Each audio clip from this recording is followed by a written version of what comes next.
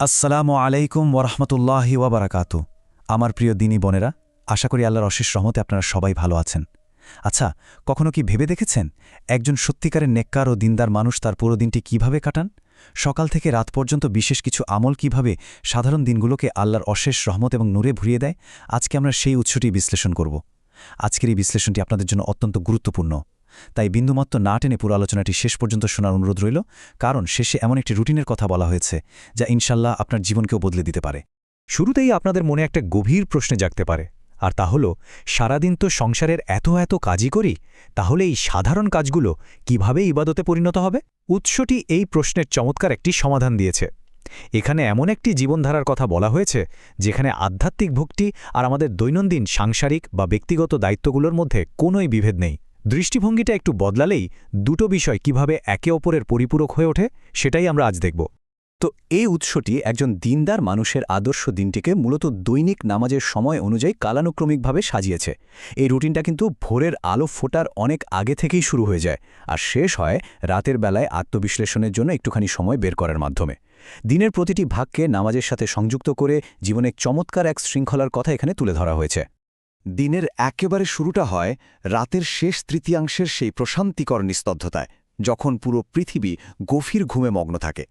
একজন দিনদার নারীর দিন ঠিক তখনই শুরু হয়। তিনি পরম মমতায় অজু করেন এবং আল্লাহর দরবারে 2 থেকে 8 রাকাত তাহাজ্জুদ নামাজে দাঁড়িয়ে যান। চারপাশের এই নীরবতায় স্রষ্টার সাথে বান্দার এক অপূর্ব সংযোগ তৈরি হয়। আর এই সময়ে ওঠার কারণটা কিন্তু খুবই স্পেশাল। ইসলামী ঐতিহ্য অনুযায়ী রাতের এই শেষ তৃতীয়াংশে আল্লাহ তাআলা স্বয়ং দুনিয়ার আকাশে নেমে আসেন এবং বান্দার দোয়া কবুল করেন।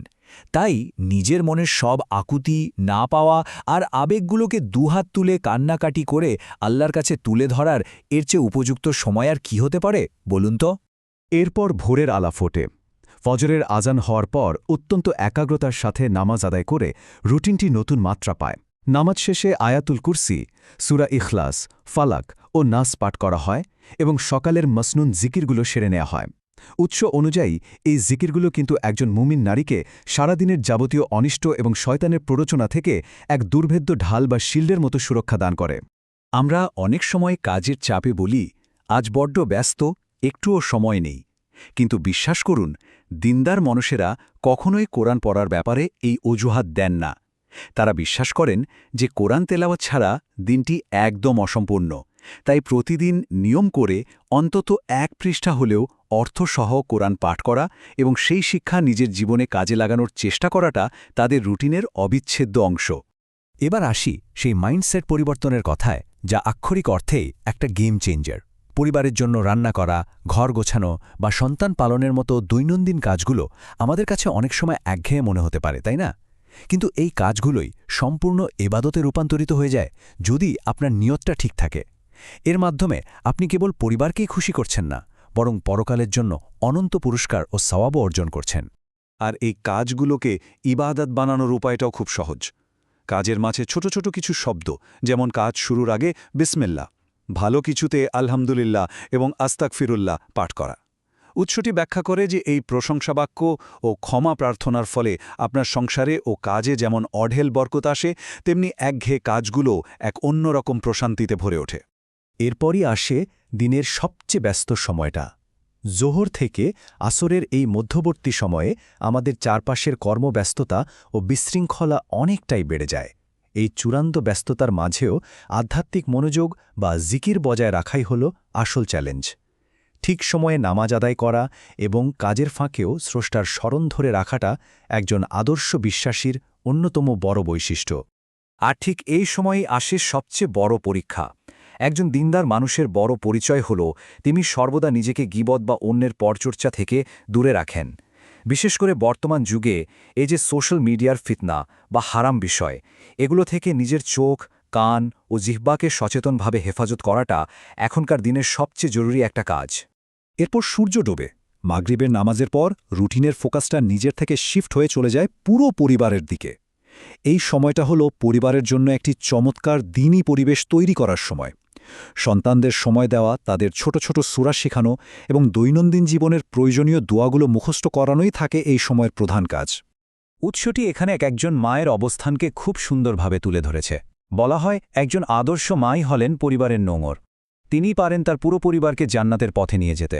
তিনি কেবল শিক্ষাই দেন না, বরং নিজের স্বামী ও সন্তানদের জন্য অন্তর থেকে দোয়া করেন যেন আল্লাহ তাদের সবাইকে সঠিক পথে পরিচালিত করেন। এরপর দিন শেষে আসে এশার নামাজ। এশার পর শুরু হয় রাতের রুটিন। ঘুমাতে যাওয়ার আগে দিনটি শেষ হয় অত্যন্ত গোছানো একটি প্রক্রিয়ার মাধ্যমে। প্রথমে সারাদিনের কাজের একটা হিসাব নিকাশ করা, এরপর পবিত্রতা বা অজু অর্জন করা এবং সবশেষে ঘুমানোর আগের সুন্নতি দোয়া ও সূরাগুলো পড়ে শান্তিতে ঘুমাতে যাওয়া। এই রাতের রুটিনের সবচেয়ে গুরুত্বপূর্ণ ধাপটি হল আত্মসমালোচনা বা নিজের কাজের মূল্যায়ন করা। ঘুমানোর ঠিক আগে নিজেকে একবার প্রশ্ন করা, আজ আমি কয়টি ভালো কাজ করলাম আর কোথায় কোথায় ভুল হলো। এই চিন্তাটুকুই একজন মানুষকে তার ভুলগুলো স্বীকার করতে সাহায্য করে এবং পরের দিন নিজেকে আরও ভালো মানুষ হিসেবে গড়ে তোলার প্রেরণা যোগায়। পুরো ব্যাখ্যামূলক এই আলোচনার সবচেয়ে স্বস্তিদায়ক কথাটি কি জানেন? দিনদার বা নেককার হওয়ার অর্থ একেবারেই এই নয় যে আপনাকে একদম নিখুঁত বা পারফেক্ট হতে হবে। আমরা তো মানুষ, ভুল তো হবেই। এর আসল অর্থ হল বিনয়ের সাথে নিজের ভুলগুলো শুধরে নেওয়া এবং প্রতিদিন একটু একটু করে সঠিক পথে আল্লাহর দিকে ফিরে আসার চেষ্টা চালিয়ে যাওয়া। সবশেষে আপনাদের জন্য একটা চিন্তার খোরাক রেখে যাচ্ছি। ভাবুন তো, এই চমৎকার রুটিন থেকে অন্তত একটি আমলও যদি আমরা আজ থেকে শুরু করি, জীবনটা কতটা বদলে যেতে পারে। আপনারা যদি চান আল্লাহ আপনাদের একজন নেককার মানুষ হিসেবে কবুল করুক, তবে আজ থেকেই এই যাত্রা শুরু করুন।